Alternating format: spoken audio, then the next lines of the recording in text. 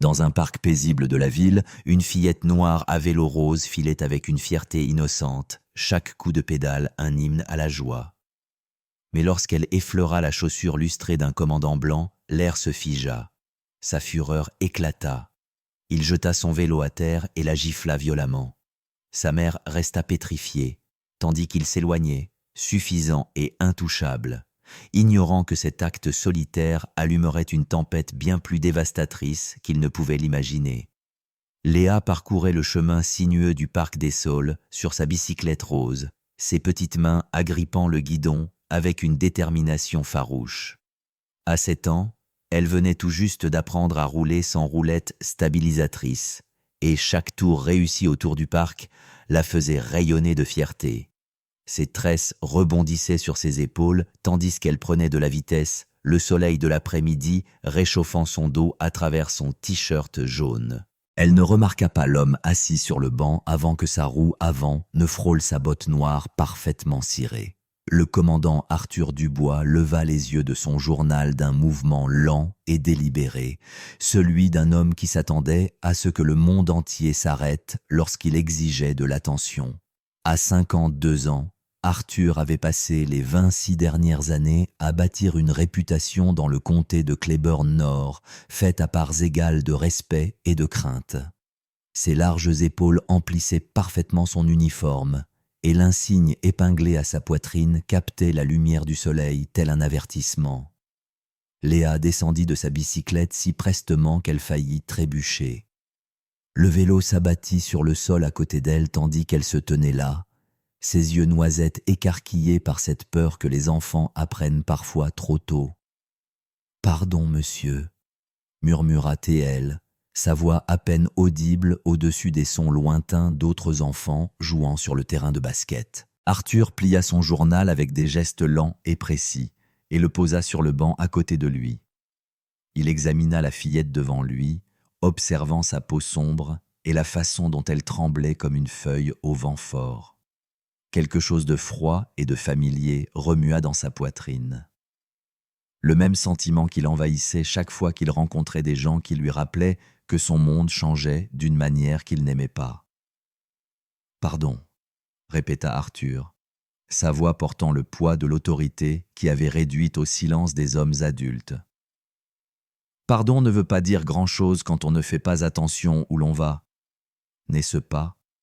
Léa hocha rapidement la tête, se penchant pour saisir son vélo par le guidon. Le cadre rose lui semblait lourd dans ses petites mains alors qu'elle essayait de le redresser, mais ses doigts tremblaient trop pour obtenir une bonne prise. Arthur se leva du banc, sa silhouette d'1,80 m projetant une longue ombre sur l'enfant. Il la regarda avec la même expression qu'il aurait pu utiliser en examinant quelque chose de désagréable sous sa chaussure. « Les gamins comme toi, vous avez besoin d'apprendre le respect, » dit-il, sa voix devenant plus froide à chaque mot. « Tu crois pouvoir te promener ici comme si l'endroit t'appartenait. » Les yeux de Léa se remplirent de larmes, mais elle se mordit la lèvre et tenta de les retenir. On lui avait appris à être poli avec les policiers, à dire « oui, monsieur » et « non, monsieur », et à ne jamais, jamais répondre. Mais debout dans l'ombre d'Arthur, elle se sentait plus petite et plus effrayée qu'elle ne l'avait jamais été dans sa jeune vie. Arthur fit un pas de plus, assez près pour que Léa puisse sentir l'odeur âcre de son après-rasage mêlée à celle du café dans son souffle. « Tu n'as pas ta place ici », dit-il, sa voix tombant à peine au-dessus d'un murmure. Puis, sans avertissement, sa main traversa l'air et frappa la joue de Léa. Le son de la gifle résonna à travers la section vide du parc comme un coup de feu. Léa trébucha en arrière sous la force du coup, ses genoux heurtant le chemin de béton alors que les larmes jaillissaient de ses yeux. Elle pressa sa petite main sur sa joue brûlante et leva les yeux vers Arthur avec un mélange de douleur et de confusion qu'aucun enfant de 7 ans ne devrait jamais avoir à éprouver. Depuis le parking, Isabelle Moreau laissa tomber ses clés de voiture sur l'asphalte lorsqu'elle vit ce qui s'était passé. Pendant un instant qui lui sembla une éternité, son esprit refusa de traiter ce que ses yeux venaient de témoigner. Puis la réalité la frappa comme un coup physique à la poitrine, et une rage d'une telle intensité inonda son corps que ses mains commencèrent à trembler. Chaque instinct en elle lui hurlait de courir vers Arthur Dubois et de le déchirer à main nue. Elle voulait lui arracher les yeux pour qu'il ressente ne serait-ce qu'une fraction de la douleur qu'il venait d'infliger à sa petite fille. Mais alors qu'elle faisait son premier pas en avant, ses yeux rencontrèrent l'éclat de l'insigne sur son uniforme. Et 28 ans passés en tant que femme noire en France s'abattirent sur elle comme une vague glaciale. Elle savait ce qui arrivait aux mères noires qui s'opposaient aux officiers de police blancs. Elle savait à quelle vitesse elle pouvait devenir la méchante de cette histoire, à quel point sa colère justifiée pouvait être facilement transformée en preuve qu'elle était une personne agressive ou menaçante. La pensée de la perte d'emploi de Thomas, de la déchirure de sa famille, lui figea les pieds au sol, même si son cœur se brisait en 1000 morceaux. Isabelle se força à marcher lentement vers Léa, ses jambes semblant faites de plomb. Elle s'agenouilla sur le chemin de béton et serra sa fille en pleurs dans ses bras, sentant tout le corps de l'enfant trembler contre sa poitrine. Arthur redressa sa chemise d'uniforme et ajusta sa ceinture avec l'air décontracté d'un homme qui venait de chasser une mouche. Il regarda Isabelle avec la même froide indifférence qu'il avait montrée à Léa, comme si ni la mère ni l'enfant ne méritaient un seul instant de sa considération. « Peut-être que la prochaine fois, vous lui apprendrez les bonnes manières, » dit-il, sa voix portant le ton d'un homme qui croyait avoir dispensé une leçon importante. Sans un mot de plus, Arthur ramassa son journal et se dirigea vers le parking, ses bottes claquant sur le chemin de béton dans un rythme régulier qui semblait se moquer des sanglots continus de Léa. Du terrain de basket, Hugo Martin, 17 ans, abaissa son téléphone portable avec des mains tremblantes. Il avait enregistré ses amis en train de s'entraîner au lancer franc quand tout s'était produit. Et maintenant, il fixait l'écran de son téléphone, ne croyant pas tout à fait ce qu'il venait de capturer en vidéo. Isabelle balança Léa d'avant en arrière, lui murmurant des mots doux de réconfort tandis que ses propres larmes tombaient silencieusement sur les cheveux de sa fille. Elle regarda la bicyclette rose gisant sur le côté, ses rubans emmêlés et l'une de ses roulettes stabilisatrices tordues depuis qu'Arthur l'avait fait tomber. Mais plus que le vélo, c'était quelque chose de bien plus profond qui avait été brisé en ces quelques minutes terribles. Alors que la voiture de patrouille d'Arthur quittait le parking, Isabelle sentit quelque chose bouger au plus profond de sa poitrine. La peur qui l'avait paralysée commença à se transformer en quelque chose de plus dur, de plus aigu. Elle était toujours une mère protégeant son enfant, mais maintenant, elle était aussi une mère se préparant à la guerre. Capitaine Thomas Moreau arriva au Parc des Saules 23 minutes après l'appel téléphonique frénétique de sa femme, son uniforme de la gendarmerie encore impeccable de la fin de son service. Il avait enfreint au moins 3 règles de la circulation pour y arriver, son cœur battant plus fort à chaque kilomètre, tandis que les mots d'Isabelle résonnaient dans son esprit. Arthur Dubois a frappé Léa. Il a frappé notre enfant. Léa pleurait encore lorsque Thomas s'agenouilla à côté de sa femme et de sa fille sur le chemin de béton. La marque rouge sur la joue gauche de Léa ressortait comme une brûlure sur sa peau sombre, et Thomas sentit quelque chose de dangereux et de primal monter du plus profond de sa poitrine. Pendant un instant, il oublia qu'il était le capitaine Thomas Moreau du district sud. Pendant un instant, il n'était qu'un père fixant la preuve qu'un autre homme avait blessé son enfant. Thomas se leva lentement et scruta le parking jusqu'à ce que ses yeux trouvent Arthur Dubois adossé à sa voiture de patrouille, parlant au téléphone comme si rien ne s'était passé. La distance entre eux était peut-être de 50 mètres et Thomas aurait pu la parcourir en quelques secondes. Ses mains se serrèrent en poing le long de son corps alors qu'il s'imaginait saisir Arthur à la gorge et le faire répondre de ses actes. Mais 20 ans passés à porter un insigne avaient appris à Thomas la ligne mince entre la justice et la vengeance.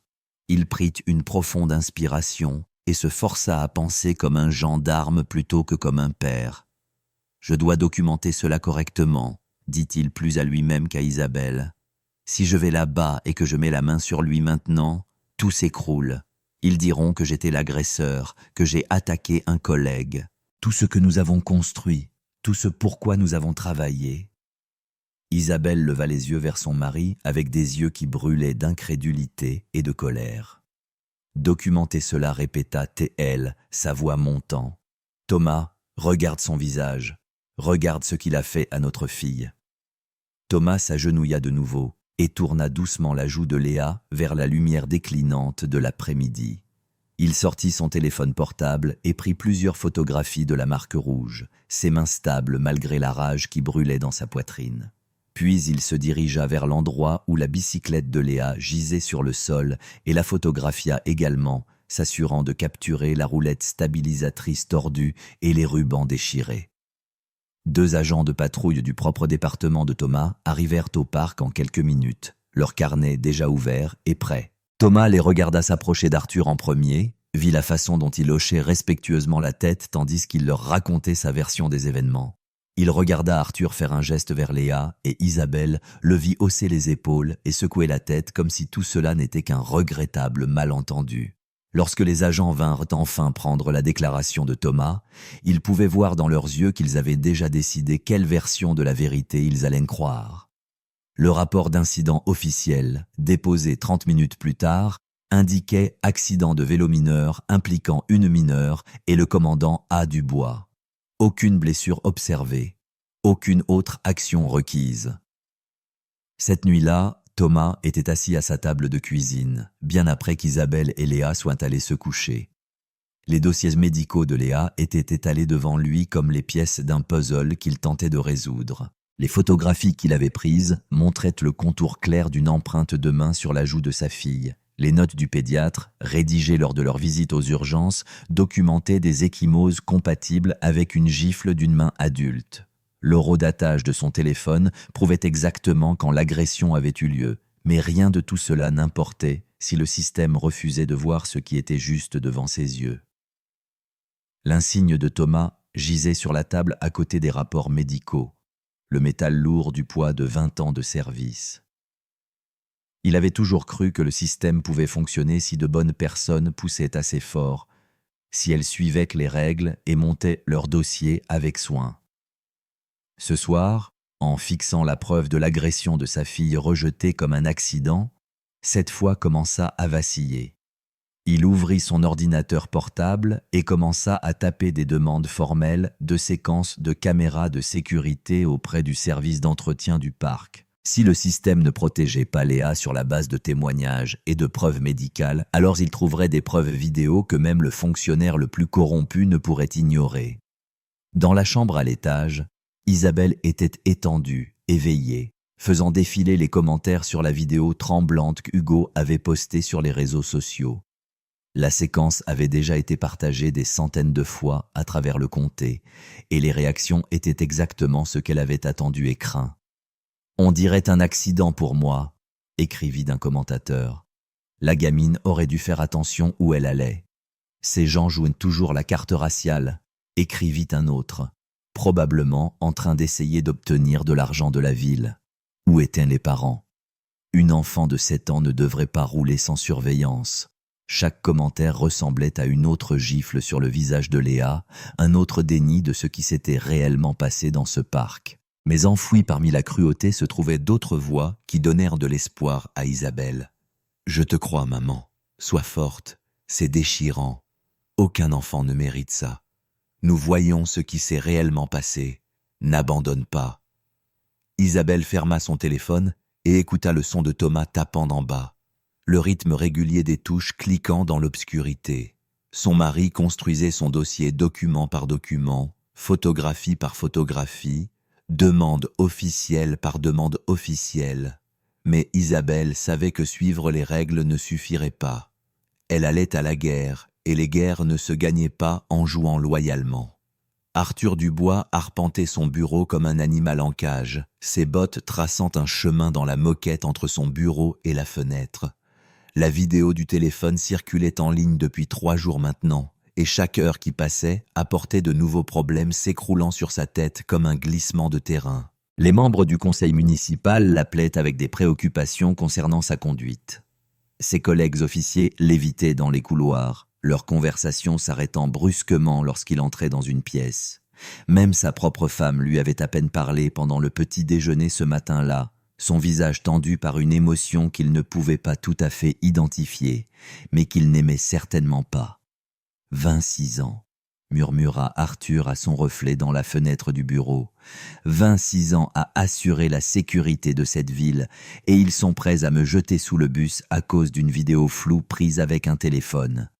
Sa secrétaire frappa à la porte et entra sans attendre la permission, une habitude nerveuse qui s'était aggravée depuis l'incident au parc. La chaîne 7 News veut une déclaration concernant les allégations, dit-elle, tendant un billet rose. Il prévoit de diffuser un reportage ce soir. Arthur se détourna de la fenêtre, sa mâchoire serrée dans cette ligne dure que ses subordonnés avaient appris à craindre au fil des ans. Si la famille Moreau pensait pouvoir le détruire avec des publications sur les réseaux sociaux et des reportages compatissants, ils allaient apprendre exactement à qui ils avaient affaire. « Organisez l'interview », dit-il, redressant sa cravate. « Et apportez-moi le dossier personnel complet de Thomas Moreau.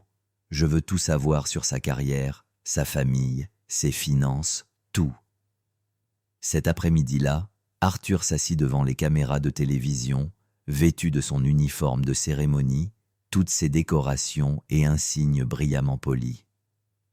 Il avait répété sa déclaration devant le miroir ce matin-là, perfectionnant le ton de dignité blessée mêlé d'autorité professionnelle qui l'avait bien servi lors de précédentes controverses. « Les faits sont simples », dit Arthur au journaliste, regardant directement la caméra avec le regard ferme d'un homme qui n'avait jamais été défié avec succès.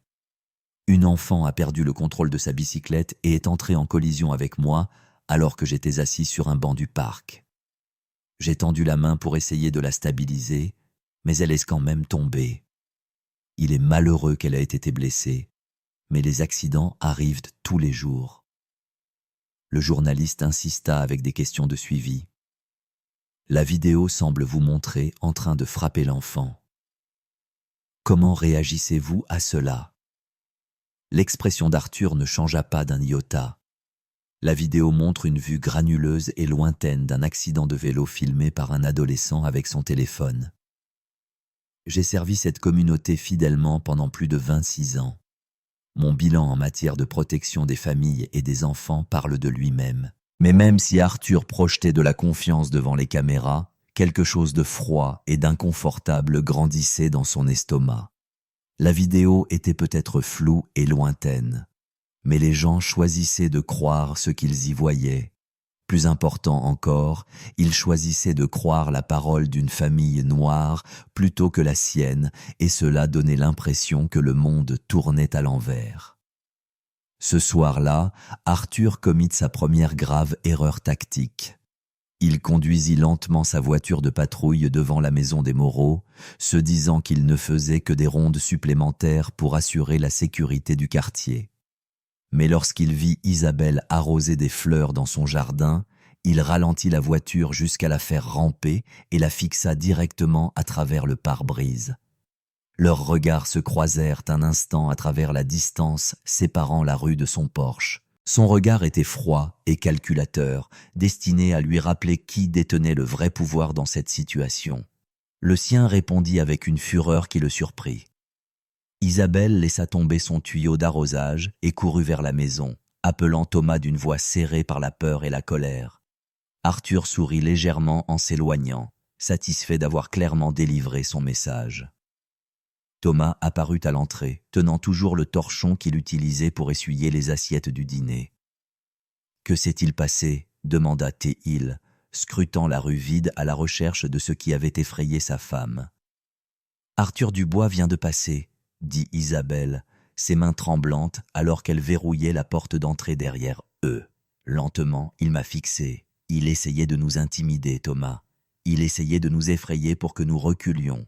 La mâchoire de Thomas se serra alors qu'il assimilait ce que sa femme lui racontait. La patrouille d'Arthur dans leur quartier n'était techniquement pas illégale, ni même officiellement menaçante, mais le message était limpide. « Je sais où vous vivez, je sais où votre famille dort, je peux vous atteindre à tout moment. Appelle ta sœur. dit Thomas calmement. Demande si Léa peut passer la nuit là-bas.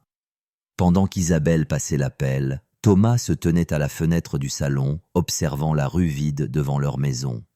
Pendant 3 jours, il avait respecté les règles, déposé les rapports appropriés et suivi chaque procédure à la lettre. Mais Arthur Dubois ne respectait aucune règle, sauf les siennes. Peut-être était-il temps pour Thomas d'arrêter de respecter les règles, lui aussi. Isabelle trouva Hugo Martin en train de tirer des paniers seul sur le terrain de basket du parc le lendemain matin. Le rythme régulier du ballon frappant le panneau résonnait à travers le terrain de jeu vide. L'adolescent leva nerveusement les yeux en la voyant marcher vers lui, le ballon rebondissant sur le béton alors que sa concentration se brisait. « Madame Moreau », dit Hugo, essuyant la sueur de son front avec le dos de sa main. « Tout va bien ? J'ai besoin du fichier vidéo original de votre téléphone, dit Isabelle sans tenter de bavarder. Celui que vous avez posté en ligne a été compressé lors du téléchargement. J'ai besoin de voir la version en pleine qualité. Hugo jeta un coup d'œil autour du terrain de basket vide, comme s'il s'attendait à ce qu'Arthur Dubois surgisse de derrière les arbres à tout moment. Ma mère a dit que je ne devais plus m'impliquer là-dedans, dit-il, sa voix baissant à peine au-dessus d'un murmure. Elle dit que ce ne sont pas nos affaires et que nous devrions simplement nous en tenir à l'écart. Isabelle s'approcha de l'adolescent, sa voix urgente mais douce. « Cet homme a frappé ma fille de 7 ans, Hugo. Si c'était ta petite sœur là-bas à vélo, voudrais-tu que les gens s'en tiennent à l'écart alors ?» La détermination du garçon vacilla visiblement alors qu'il considérait ses mots. Après un long moment de lutte interne, il sortit son téléphone de sa poche et tapota l'écran plusieurs fois. « Je vous l'enverrai par airdrop, dit-il finalement. Mais s'il vous plaît, ne dites à personne que cela vient de moi. Ma famille ne peut pas se permettre de se faire des ennemis avec la gendarmerie. » Isabelle regarda le transfert du fichier se terminer sur l'écran de son téléphone, puis ouvrit immédiatement le lecteur vidéo pour examiner ce que Hugo avait capturé. Les séquences originales étaient significativement plus claires que la version compressée qui avait circulé en ligne. Elle pouvait voir le pas délibéré d'Arthur vers Léa, le mouvement calculé de son bras et la façon dont le petit corps de sa fille s'était affaissé sous l'impact. Plus important encore, l'audio était assez clair pour entendre les mots d'Arthur « Tu n'as pas ta place ici ». Elle rentra directement chez elle et téléchargea la vidéo améliorée sur toutes les plateformes de réseaux sociaux auxquelles elle pouvait penser, ajoutant une légende simple mais puissante. « Voilà ce que le commandant Arthur Dubois a fait à ma fille de 7 ans. Regardez la vidéo complète et jugez par vous-même. » Justice pour Léa. La réponse fut immédiate et explosive. En moins d'1 heure, le téléphone d'Isabelle bourdonnait constamment de notifications alors que la vidéo était partagée sur Facebook, Twitter et Instagram. Les chaînes d'information locales commencèrent à appeler pour des interviews et des messages de soutien affluèrent de parents de tout le comté et d'ailleurs. Mais mêlées au soutien vinrent des réponses plus laides qui firent trembler les mains d'Isabelle en les lisant. Des comptes anonymes postèrent des menaces contre sa famille, mirent en doute ses compétences en tant que mère et suggérèrent que Léa avait mérité ce qui lui était arrivé. Un message particulièrement vicieux accusa Isabelle de faire le proxénète avec sa propre fille pour attirer l'attention. À midi, la situation avait dépassé de loin les réseaux sociaux. Le téléphone d'Isabelle sonna avec un appel qui lui glaça le sang. « Madame Moreau, ici le sous-chef Mercier des affaires internes, dit la voix. Professionnelle et froide comme l'hiver. Nous comprenons que vous avez formulé de graves allégations contre le commandant Dubois. Je pense qu'il serait dans l'intérêt de tous de nous rencontrer et de discuter de tous les faits entourant cet incident. La menace, dans les mots de Mercier, était subtile mais indubitable. Isabelle comprit qu'elle n'était pas la seule dont le passé pouvait être examiné au microscope, dont la vie pouvait être déchirée par des personnes portant des insignes et ayant de l'autorité. Ce soir-là, Thomas rentra chez lui et trouva Isabelle faisant les 100 pas dans leur cuisine comme un animal piégé. Son téléphone gisait sur le comptoir, silencieux maintenant, mais d'une manière ou d'une autre toujours menaçant, comme s'il promettait d'autres mauvaises nouvelles à venir. « Les affaires internes ont appelé » dit Isabelle sans préambule. Ils veulent discuter des faits concernant l'agression d'Arthur sur Léa. Thomas hocha la tête d'un air sombre en posant sa mallette sur la table de la cuisine. Arthur riposte. Il sait que sa carrière est en jeu, alors il va essayer de détruire la nôtre en premier. Il ouvrit sa mallette et en sortit une chemise cartonnée épaisse de documents, mais ce n'est pas le seul à pouvoir jouer à ce jeu. Le dossier contenait des photocopies de rapports d'incidents, de formulaires de plainte et de déclarations de témoins remontant à plus de 15 ans. Thomas avait passé sa pause déjeuner au service des archives, utilisant son accès en tant que capitaine pour obtenir des dossiers que la plupart des gens n'auraient jamais été autorisés à voir. « Il y a un schéma ici », dit Thomas, étalant les papiers sur leur table de cuisine. Arthur fait ce genre de choses depuis des années. Léa n'était pas sa première victime, Isabelle. Elle était juste la première à être filmée. Isabelle fixa les documents, ses yeux parcourant plainte après plainte qui avaient été déposées contre Arthur Dubois, puis mystérieusement classées ou étouffées. Il y avait des contrôles routiers qui avaient dégénéré en violence, des appels pour troubles domestiques où Arthur avait pris parti sans enquêter, et au moins une douzaine de cas où des témoins avaient soudainement changé leur récit ou refusé de coopérer aux enquêtes. « Que faisons-nous de tout ça ?» demanda Isabelle, sa voix à peine un murmure. Les yeux de Thomas étaient durs comme de la pierre quand il regarda sa femme. « Nous allons brûler tout son monde. » La salle du conseil municipal était bondée, bien au-delà de sa capacité normale, des chaises pliantes disposées en rangées qui s'étendaient du devant de la salle jusqu'à l'entrée principale. Des gens se tenaient le long des murs et s'entassaient dans l'embrasure de la porte, leur conversation créant un bourdonnement de tension qui semblait faire vibrer les fondations du bâtiment. Isabelle était assise au premier rang avec Léa sur ses genoux, le visage de la petite fille soigneusement tourné loin de la foule et des caméras de télévision installées dans la pièce. Thomas se tenait contre le mur du fond, en civil, les bras croisés sur sa poitrine, observant chaque personne qui entrait dans le bâtiment. Arthur Dubois arriva 15 minutes avant le début prévu de la réunion, accompagné de son avocat et de 3 agents en uniforme de son département. Il avait l'air confiant, presque arrogant, en marchant vers le devant de la salle et en prenant place à la table réservée aux orateurs. Son uniforme était parfaitement repassé, son insigne poli jusqu'à briller comme un miroir, et sa posture rayonnait le genre d'autorité qui avait intimidé les témoins et étouffé les plaintes pendant plus de 2 décennies. La présidente du conseil ouvrit la séance et rappela à tous qu'il s'agissait d'une session d'enquête et non d'un procès.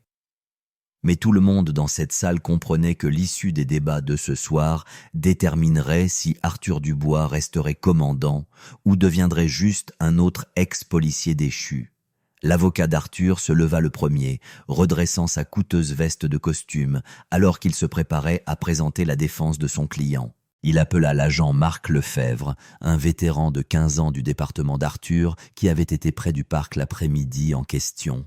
« Agent Lefebvre, » dit l'avocat, « veuillez dire au conseil ce que vous avez observé au parc des Saules l'après-midi de l'incident. » Lefebvre s'approcha du microphone d'une démarche raide, celle d'un homme qui préférerait être n'importe où ailleurs dans le monde. Il leva la main droite pour le serment, puis s'éclaircit la gorge et commença à parler d'une voix qui semblait répétée. « J'effectuais une patrouille de routine lorsque j'ai vu une enfant perdre le contrôle de sa bicyclette près de la zone des bancs, témoigna Lefebvre. Le commandant Dubois était assis sur le banc en train de lire son journal lorsque l'enfant est entré en collision avec lui. Il a tendu la main pour essayer de la stabiliser, mais elle est quand même tombée. Je n'ai vu aucune preuve de violence intentionnelle. » L'avocat hocha la tête d'un air approbateur. « Et selon votre opinion professionnelle, le commandant Dubois il frappait cet enfant. »« Absolument pas, » répondit Lefebvre sans hésitation. « Ce dont j'ai été témoin était un accident malheureux, rien de plus. » Arthur se pencha en arrière dans sa chaise avec un sourire satisfait, alors que son avocat appelait 2 autres agents à donner des témoignages presque identiques. Chaque témoin livrait la même version des faits, soigneusement élaborée, chaque déni parfaitement aligné sur les autres. Lorsque la défense eut terminé de présenter son cas, Arthur lui-même s'approcha du microphone. Il regarda la salle bondée avec la confiance d'un homme qui n'avait jamais perdu une bataille publique de toute sa carrière.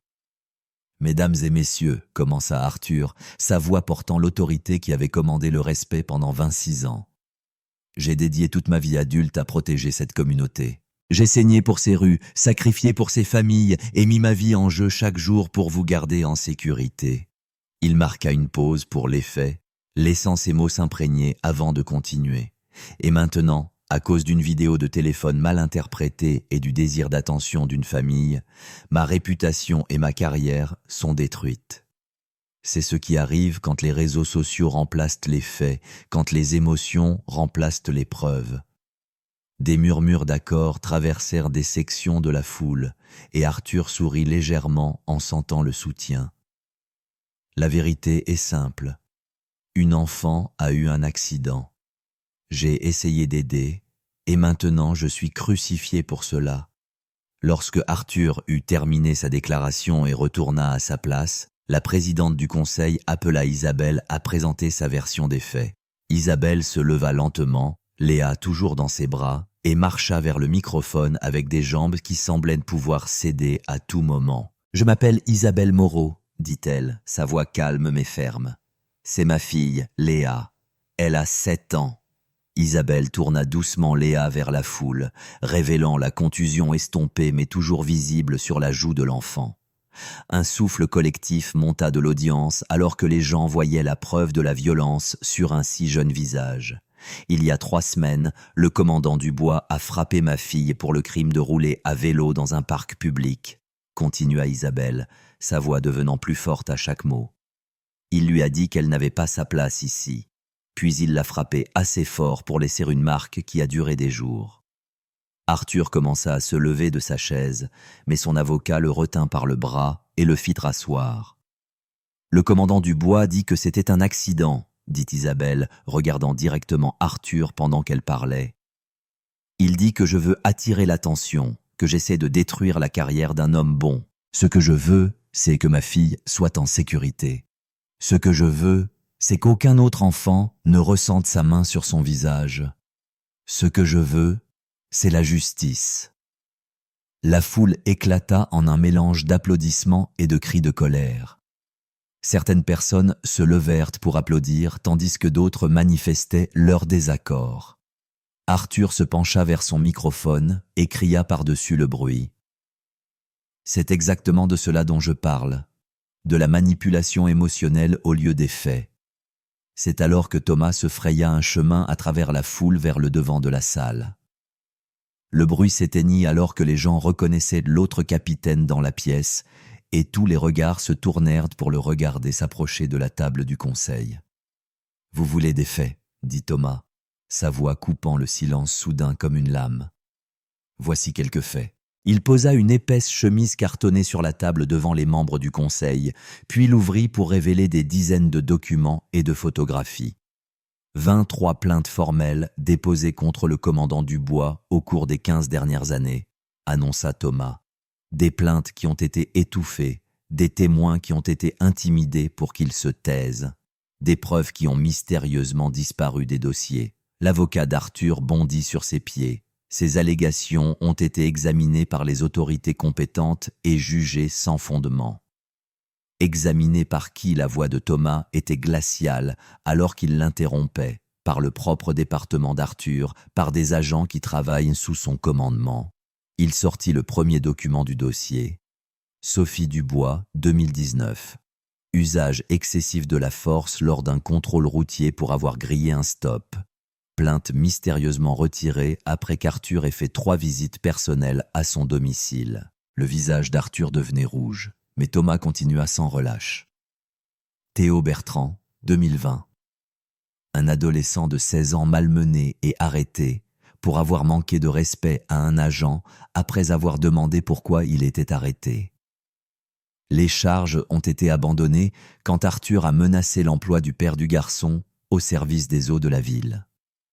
À chaque nom que Thomas lisait, Arthur semblait s'enfoncer plus profondément dans sa chaise. La confiance qui l'avait porté à travers des décennies de controverses s'échappait comme l'air d'un pneu crevé. Camille Leroux, 2021.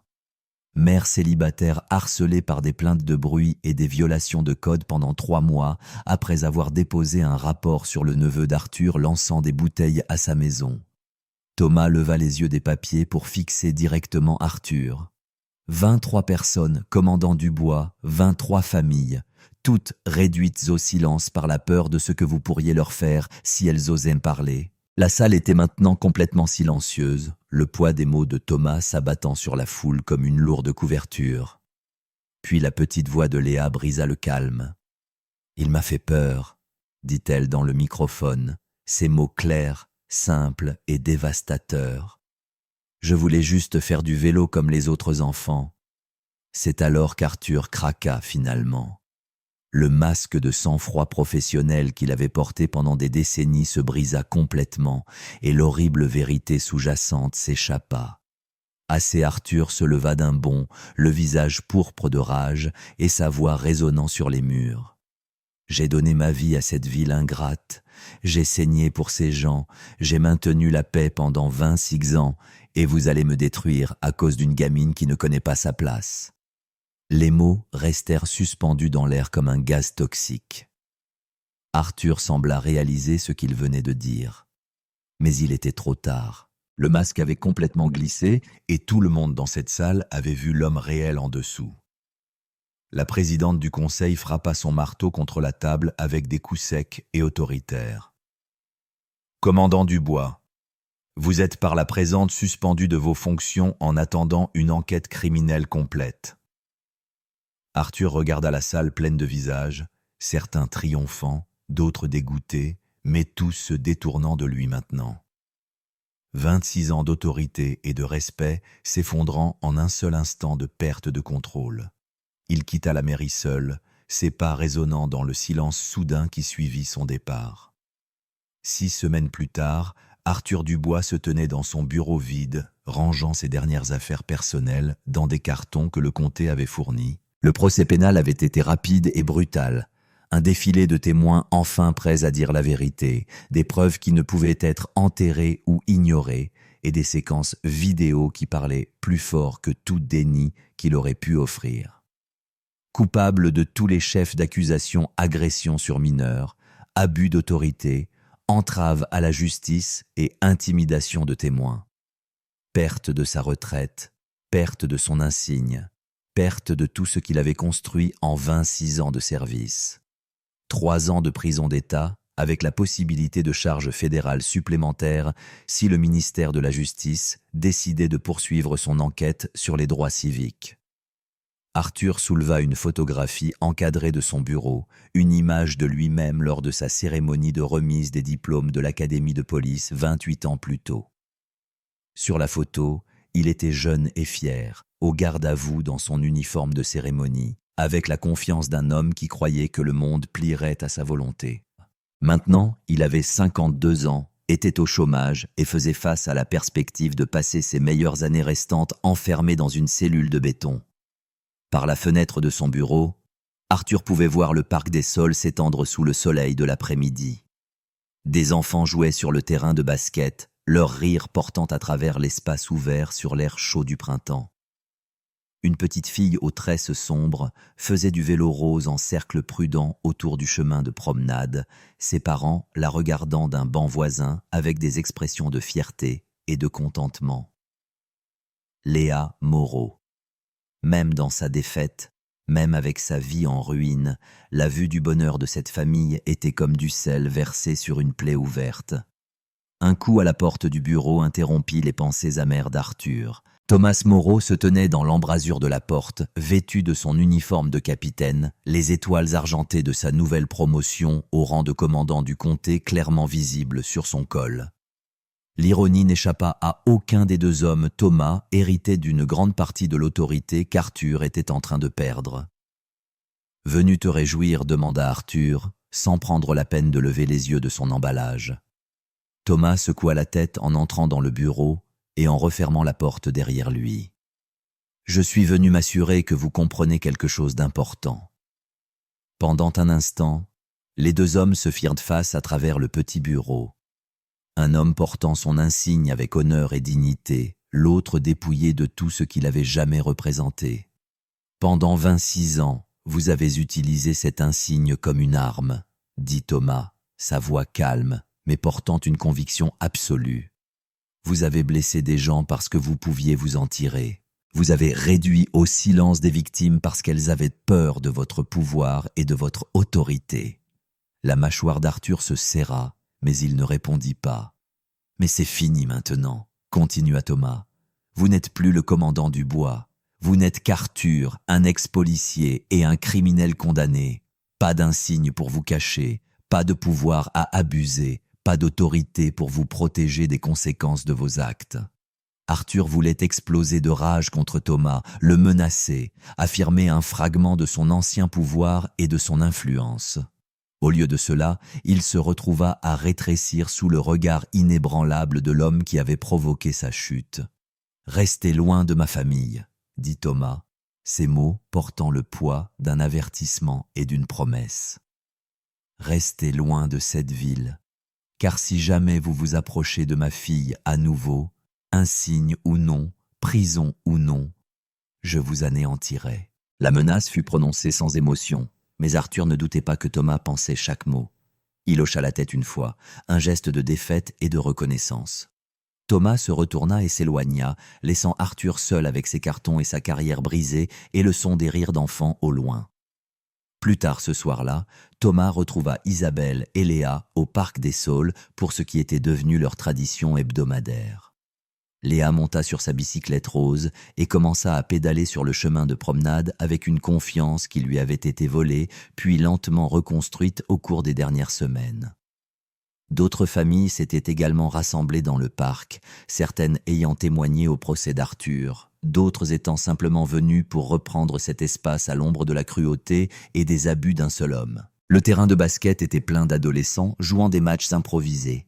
Et des parents étendaient des couvertures sous les arbres pendant que leurs enfants couraient et jouaient sans peur. « Regarde !» papa cria Léa en terminant un autre tour sur le chemin. « Je peux aller très vite maintenant. » Thomas sourit et fit un signe de la main à sa fille, ressentant un sentiment de paix qui avait longtemps manqué à sa vie. Isabelle glissa sa main dans la sienne alors qu'il regardait Léa faire du vélo dans la lumière dorée du soleil couchant. « C'est fini, » dit Thomas doucement. Isabelle lui serra la main doucement.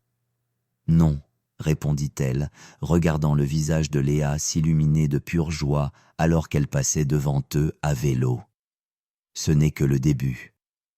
Alors que le soleil se couchait derrière les arbres et que le parc commençait à se vider, Léa conduisit sa bicyclette jusqu'à l'endroit où ses parents étaient assis sur le banc. Elle était essoufflée par l'exercice, ses joues rougies par le bonheur et l'effort. « On peut revenir demain ?» demanda-t-elle, levant les yeux vers ses parents, avec des yeux brillants et pleins d'espoir.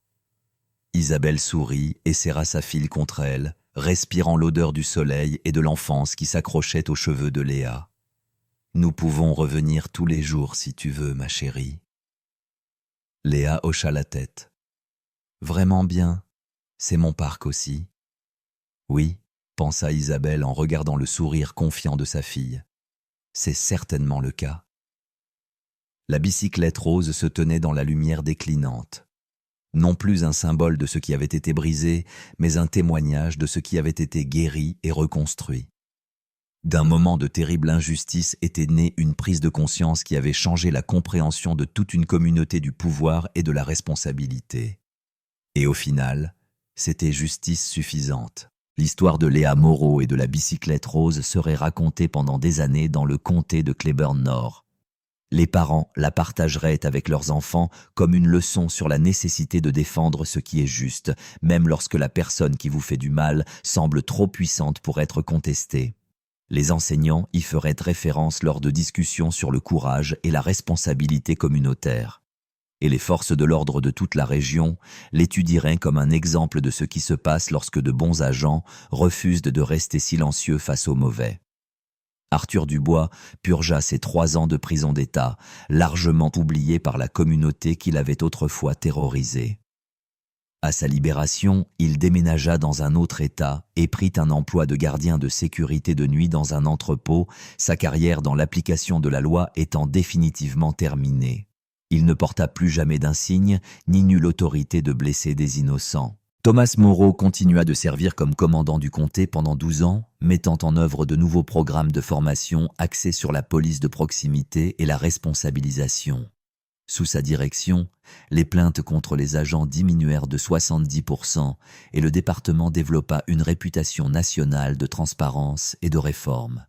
Isabelle Moreau devint une défenseuse des familles touchées par la faute professionnelle de la police, voyageant à travers le pays pour prendre la parole lors de conférences et soutenir d'autres parents luttant pour la justice. Elle n'oublia jamais le sentiment d'impuissance qu'elle avait éprouvé ce jour-là dans le parc. Et elle se consacra à faire en sorte que d'autres familles aient les ressources et le soutien dont elles avaient besoin pour demander des comptes aux mauvais agents. Et Léa grandit en sachant que sa voix comptait, que dire la vérité au pouvoir n'était pas seulement possible, mais nécessaire. Elle apprit que parfois les batailles les plus importantes ne sont pas livrées avec des armes ou de la violence, mais avec courage, persévérance et un engagement inébranlable envers ce qui est juste.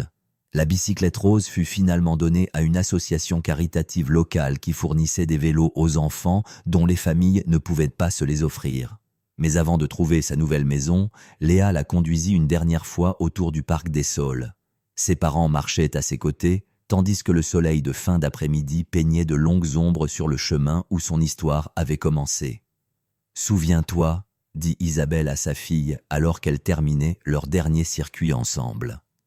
Tu n'as jamais à avoir peur de prendre ta place dans ce monde.